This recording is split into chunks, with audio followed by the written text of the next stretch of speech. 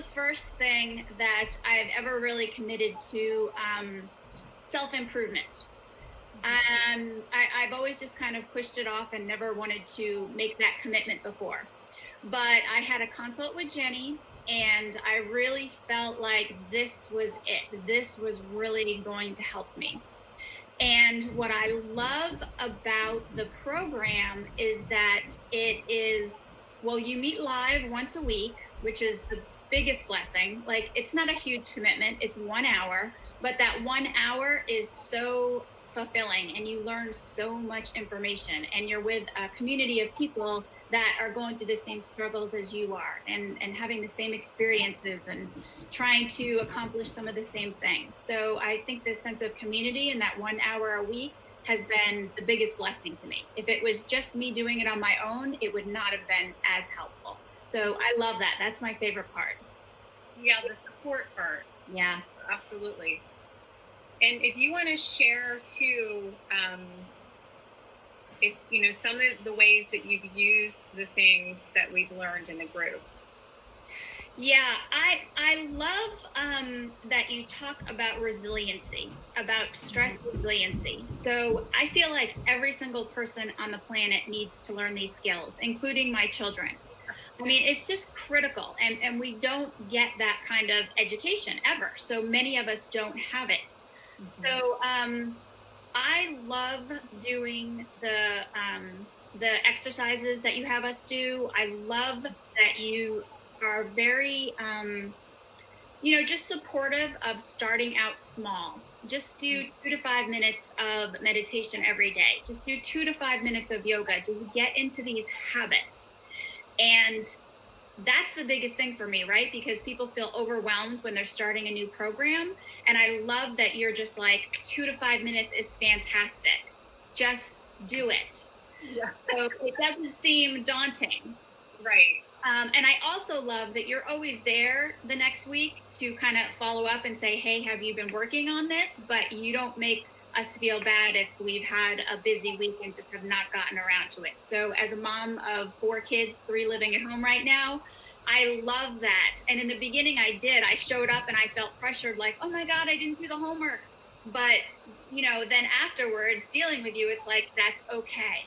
Yeah. And so it's a program that you can work on your own time and on your own terms, but then you still have the support every week to kind of keep you on track and to keep you held accountable.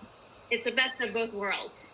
Yeah, and that's one of the things I love about a group support system is you do have that a little bit more accountability, but we definitely don't want it to feel, we always want you to have the mindful self-compassion and being gentle with yourself and all those things. So of course, I don't ever want anyone to feel pressured, like you said, if they didn't do their homework or they didn't keep up with the meditation practice for that week, they can just decide, okay, for the following week, I'm going to reset my intention, I'm going to reset my habit, and I'm going to start next week, or I'm going to start tomorrow, right? So just always practicing that mindful self-compassion and all the principles around with psychology and self-acceptance and self-love. And so this gives me goosebumps because all of this is so important. And it's definitely a big component in addition to the stress resilience, because it was always important, but it's especially important right now with everything that we have going on,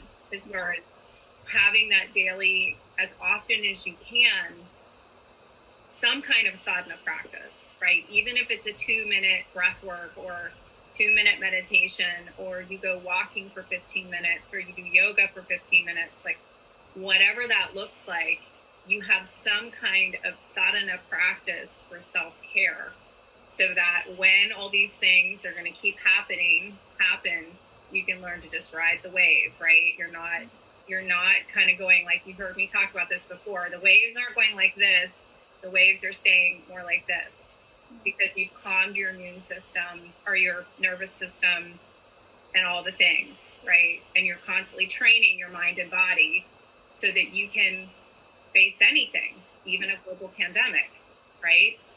So I'm here to raise my hand that even in the middle of a global pandemic, you can actually be in a state of calm. Yeah. Yeah. And also, just what I love also is that you reiterate and you let people know that, well, first of all, it's okay where you are right now. You're okay. It doesn't matter where you're starting off. And Mhm. the fact that you've just taken the step to do this program, you should be proud of yourself and pat yourself on the back for that. You are beginning. And I think a lot of us that come to a program like this, Jenny, we struggle with perfectionism. Mhm. And it's like we feel like, oh God, I didn't do that, or I didn't do enough, or I haven't progressed far enough. And so I love that if the thing about gentle acceptance and just being like, this is awesome that I started this program and that I'm doing 2 or 5 minutes a day, which usually ends up being more than that once you can just get up and start. You usually start doing more. But I love that. So being accepted and feeling accepted and supported is a huge part of the group. Mhm. And then just knowing that every little step that you take is bringing you further on your journey, and that it is a journey. It's not at 6 months you're going to be done and you have graduated and now you can forget about everything. It's a life journey. So every little step that you take is bringing you closer to whatever your goals are. And I love that. It's just a continuous journey. Yeah. Yeah, and it's interesting too, like just to be able to watch all of you, like each person as you progress, through the group, and just to watch people grow, and then to be able to watch all of you support each other. Like it's just such a joy and such a blessing, and I'm so grateful to have all these skills to teach you guys, right? That I've taken going on 8 years to work on all of this. Mhm. But it's kind of like now's the time, right? That you heard me talk about this. You're always being equipped for something else. You're always building skills or learning lessons for something else. So just the fact that, again, I've built all these skills to now be able to share with you all. And I'm so proud of you guys because, again, you're doing that intergenerational healing that we talked about, right? You're doing that inner shadow work and that healing that's going to make a difference not only in your life, but in your husband's life and in your kids' life and in everybody that you touch, because it's that ripple effect that Yeah. we talked about before. And again, I get goosebumps because, if there was ever a time in the world where this work is important, it's right now. So, I love that too, that you're making you're making a positive impact in your own life that will carry you forever, but you're making a positive impact in everyone's life around you, especially your family. I mean, that's really important, especially for moms, right? Because a lot of times moms kind of set the tone in the household, and it's like, they have jokes like when mom's angry, you know, nobody's happy, or if mom's not happy, nobody's happy. And that's true. We kind of do run the ship a little bit in a house. And so right, really important, for me, that was one of my big driving factors, was being able to get myself healed so that I could help my children. right, And if you are not going to do this for yourself, which I never did, I never took the time for myself. I 100% want to do this for my children. And I feel like the pressures that they have growing up these days in this world, hmm, they need all the help they can get. So I really think I can help my children. And that's huge. oh yeah, and you and I have talked about this, and I'll share it for those that have not heard this. That my teenage daughter, who's 15, was a huge factor for me doing the somatic yoga therapy work that I did, and the yoga psychology work, and all the things that I've done to change the trajectory of my family of origin and the patterns and the generations of healing that needed to be done, of core wounds that I had that, again, I didn't know for a long time that I was even aware that I had those. And so that was a big determining factor for me to kind of push myself to say, okay, we're drawing, you've heard me say this, we're drawing that line in the sand, and this is not going forward. This is not going into my daughter's generation. This is not going to my grandkids. The line is going to stop, and I'm going to teach these skills to her, and I'm going to heal myself so that I can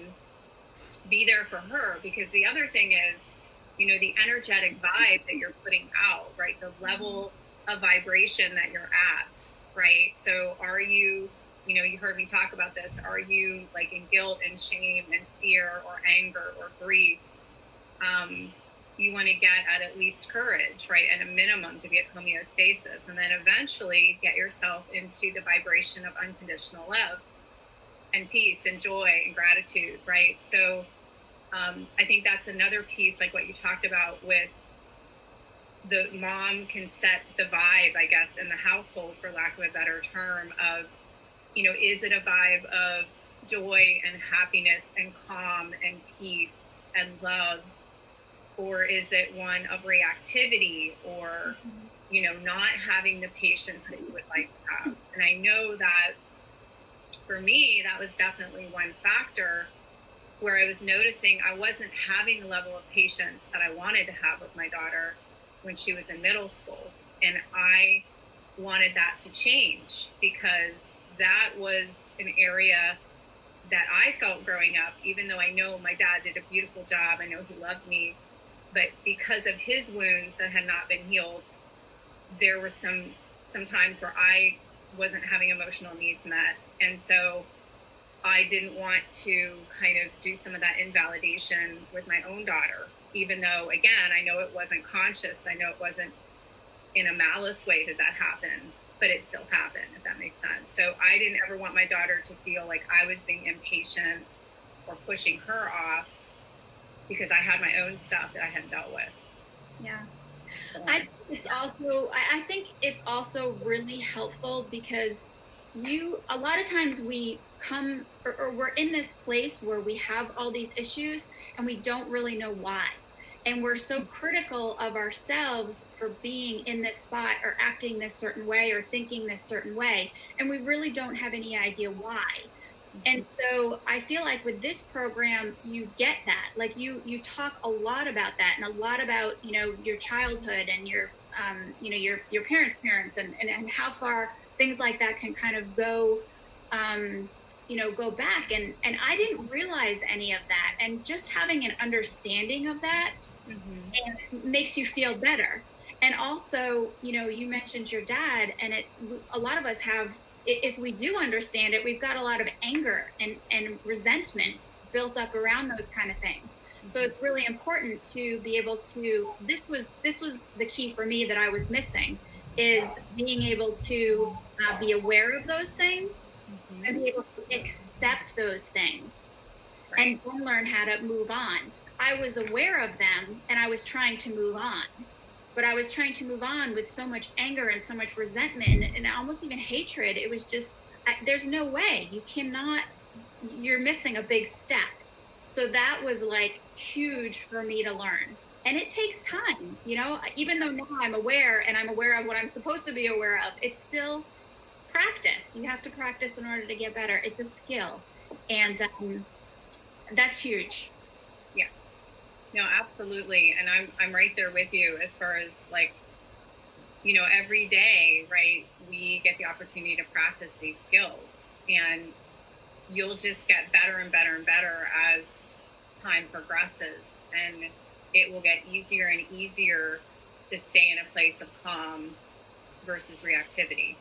The more you practice it and the more you train your brain and you create those new pathways, then eventually, again, it feels normal to be in a state of calm.